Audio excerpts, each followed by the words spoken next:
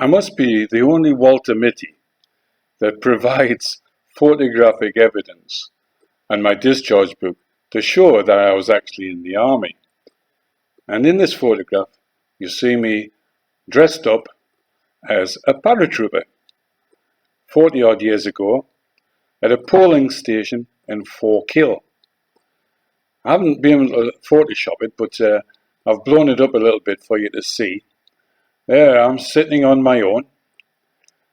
You might notice close up that I've got my finger on the trigger and my thumb on the safety catch, because I was put there to guard the polling station and nobody turned up. No police, no representatives doing the poll. I was ordered by Major Patton, his name was, from at Besbrook Mill. "Oh, Mumford, jump in the Land Rover and you'll be dropped off at Fort Hill, which is very close to the border, one of the most dangerous places in Northern Ireland." So they dropped me off in that Land Rover, and there I was, 6 hours, contemplating my navel. I'd been dropped in the shit, big time. No food, no water, no radio, no backup. The IRA missed a golden opportunity. I could have easily been kidnapped or murdered, and nobody would have known. The picture was taken by Lieutenant Colonel Hewlett, who was the commanding officer of 2 Para. He was coming down in a civilian car. I noticed a car with 4 occupants. I brought my rifle up to the aim. Then I realized it was army in the civilian car. So I just sat down and I didn't salute him. I didn't want to make him a target for the enemy like I've just been made. So this is how British officers kill British soldiers. Total incompetence, that nobody checked up that I was protected and there was no police and no civilians at the polling station. I kept out of the way in this corner as I looked up the street, and I'm thinking, if they see me, they'll be on the phone to the IRA and I won't be living a long time. But I had 40 rounds and I was contemplating my navel, and I thought, well, I'm going to take 40 fuckers with me. And sod any yellow card. Nobody was going to take me from that polling station. And this was one of my first experiences operating in South Armagh. Fortunately, the commanding officer of the battalion, radioed Besbrook Mill for Major Patton to send a patrol down and rescue me. So I lived to fight another day. Besbrook Mill was the helicopter base. This helicopter in the picture was based at Besbrook Mill. So I did many days going out on patrol in this helicopter. We'd swoop down on cars coming over the border on the secondary roads that avoided customs. It was a boring activity, but the pilot in this helicopter was a sergeant, which is unusual, normally an officer. And one day he took us up to 10,000 feet, which is about the maximum for a helicopter. Big circles going up and up and up. And normally I'm standing on the skid. You see the skid on the outside, so there's a webbing belt. And I was standing on the skid. So he took us all the way up to 10,000 feet. And he switched the engine off. Well, you get a big whistling sound when they take the engine off. And it's like a sycamore tree, I think a sycamore, where a helicopter will free fall down without the motor running, but the blades turn. And but at 10,000 feet, and when you switch off the engine, you get zero gravity. So my feet lifted off the skid pad, which was pretty frightening. So I got one hand holding my rifle and one hand holding this webbing in front of me. And Jesus, did he put the shits up me. But he was having a good time, and it kept him happy. So, and it broke up the boredom of a patrol. After I joined the SAS, they decided to bring a permanent helicopter to the barracks at Hereford. And lo and behold, it was the same pilot that I'd operated with in Northern Ireland. So I met him, I couldn't stop laughing. And we say he used to do some crazy things in that helicopter, uh, breaking the rules, doing incredible turns in it. But now I see why he was sent to the SAS regiment. But a good man and a good pilot. I thought I'd make this video to let you know what it was like serving on the border of South Oman. I'd missed a month of the tour as I'd been on a junior NCO's course at Brecon. I got the top marks, so I was very chuffed with myself, and I returned to unit. Major Patton was the commanding officer of B Company, so I was stationed in Besbrook Mill. We didn't get briefings as such from Patton. We had to learn what was happening on the grapevine. For instance, a sergeant had been blown up. He'd been ordered to search a house. The house was in darkness, heavy curtains on the windows, and when he broke in and opened the curtains, the bomb detonated. I mean, see, you're talking about a sophistication that even the SAS didn't have. Photosensitive cell detonating a bomb. Incredible. The next day, I was sent to a grid reference to search a house.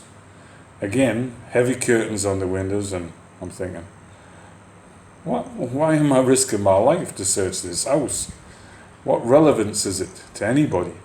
So I got on the radio and I says, would it not be a good idea to find out who the owner of the house is and get him to come out and open the damn door? Oh, a little bit of common sense. So the guy was located and he was asked to come out and open the door for me. But I waited 4 hours and I was getting pissed off. So I decided to throw a brick through the window from as far away as I could manage. So eventually I managed to get a brick through the window, and the curtains came apart. So I waited 5 minutes, then entered the house. In this house there was 3 bedrooms with double beds in them, with crosses above the beds, very dark and mysterious. At that moment when I was searching the house, a car arrived and a Catholic priest jumped out. What you doing? What you doing? Breaking into my house. And I explained to him, I says, look, yesterday a sergeant had died searching a house in similar circumstances. And he turned around and he says, I wish it had been a bomb. I says, you what? I says, you're a priest, aren't you? And I got hold of him and I dragged him to his car and I threw him against the car and searched him. Yeah, I manhandled him for what he'd just said. And he said, this is a man of God. What you're supposed to confess to. He needed confessing. And I was angry with him, okay. But I said something to him, which I hit the nerve. I says, is this where you bring the little boys to shag their asses? And you know when you're speaking face to face somebody and you know you've hit the nerve and you've really embarrassed them, and I did. And every time I saw a priest after that, I always dragged him out of his car anyway. But I'm saying, what's going on these days and the truth coming about Catholic priests and what they've been up to. In 1973, I found out, and this priest was involved. But anyway, that was one incident. Uh, every day and night times I was sent out to make up for the time I was away from the battalion on this NCO's course. Another incident, I got sent to man a roadblock with my patrol on the motorway going into Southern Ireland. And again, you find out the hard way because nobody's passing information down. There's two guys stopped, and I says, "You got any ID?" And they give me a little bit of paper with a name on it. So I says, "You're taking the piss, pull over." So I pulled them over, and initially they resisted getting out the car, and when they did, they were fucking built like brick shithouses. They were called the Little John Brothers. Many of you IRA, ex-retired IRA guys and Republicans and people in South Armagh probably know them very well. Their job was to go in front of a vehicle carrying arms or high IRA men that were wanted and distract the patrol to take them off the road, and they were experts at doing it. When I arrested them and took them back to camp, I found out their history, but nobody had passed it down to me or any other corporal, so we all, fell for this ruse of how they were getting ammunition through the border. Sad, really.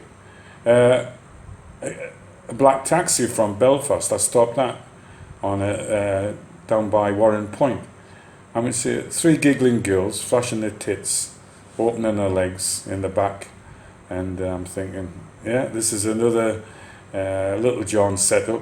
So I sent them on the way, and I stopped every car after that, looking for who they were trying to get through the roadblock, but they must have turned off. But this is the type of experience I was getting in South Armagh. The IRA were winning. No conventional army, and an army who have to carry a yellow card to give 3 warnings to shoot somebody, it's not going to win against a deadly group of what you can call terrorists, or if you want, freedom fighters. You cannot beat them. They choose the place, when and where you are going to get blown up. And I must say, they were having big success on the border in South Armagh. Sent out to look for bombs was quite a nerve-wracking experience. Every time you passed a milk chain, it could be a bomb. That's how bad it was on the border in South Armagh.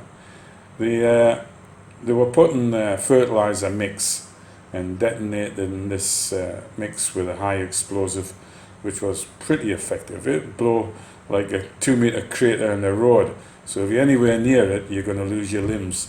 Just like the guys in Iraq and Afghanistan. These roadside bombs and improvised explosive devices are so effective against regular soldiers.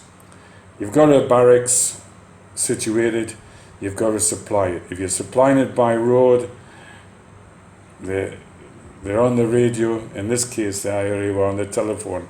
They had people outside every base. Oh, there's a car going down such and such a route.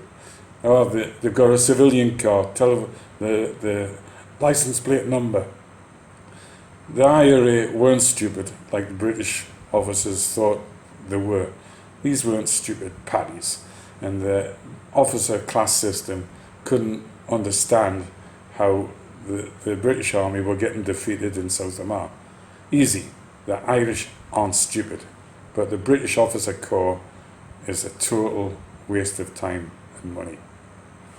But anyway, I talked a bit more. Any questions on what I've just said anyway? So put it on the comments.